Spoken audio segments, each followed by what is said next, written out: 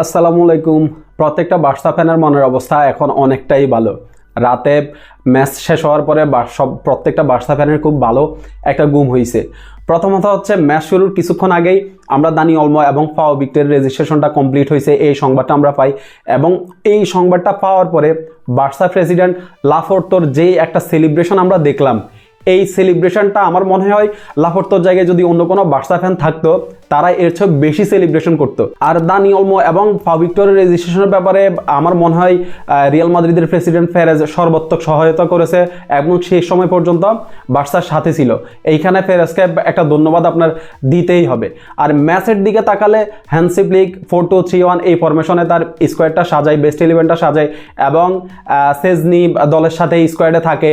সেজনি থাকা নিয়ে এখানে একটা কাহিনী আছে। কাহিনীটা হচ্ছে যে ইনাকি ফিনাকে নাকি ট্রেনিংয়ে দেরি করে আসছে, ওই কারণে ইনাকি ফিনাকে বেঞ্চে বসিয়ে সেজনিকে সুযোগ দেয়। আর সেজনি কি অসাধারণ দুর্দান্ত গোলকিপিং করছে, পাঁচটা ভালো অসাধারণ সেভ করছে। এরপরে হচ্ছে ডিফেন্সে Inigo Martinez, ফাউ Cubarsi, বালদে, Kunde, defensive মিডে ফেদ্রি, ক্যাসেদো, এরপরে অ্যাটাকিং মিডে গাবি, লেফট উইংয়ে রাফিনা, রাইট উইংয়ে ইয়ামাল এবং স্ট্রাইকার পজিশনে লেভানডস্কি।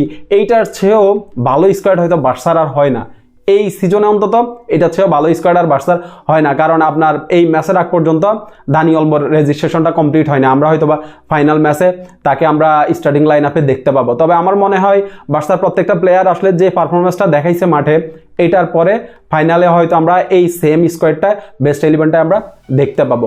17 মিনিটেই গাবির অসাধারণ একটা গোলে এগিয়ে যায় বার্সা। গাবি অনেক দিন পর ইনজুরি থেকে এসে এই প্রথম গোল করছে, এইটা প্রত্যেকটা বার্সা ফ্যানদের জন্য অনেকটা স্পেশাল ছিল। এরপর হচ্ছে সেকেন্ড হাফে লামিন ইয়ামাল অনেকদিন পরে আবার ইনজুরি থেকে ব্যাক করেই গোল করছে, অসাধারণ ছিল।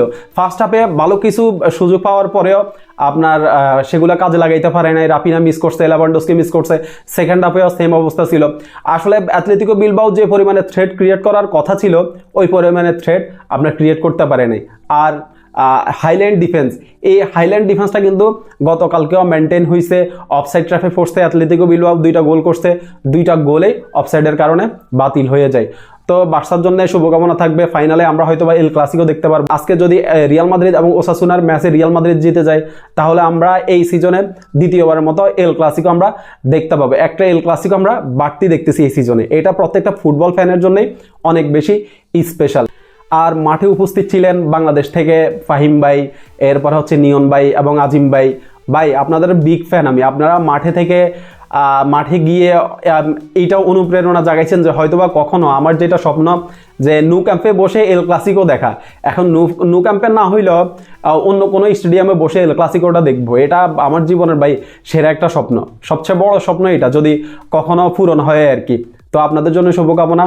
বার্সা ফাইনালে এবং রিয়াল মাদ্রিদ আজকে জিতলে তারাও ফাইনালে একটা এল ক্লাসিকো দেখার অপেক্ষায় পুরো ফুটবল বিশ্ব। ধন্যবাদ সবাইকে।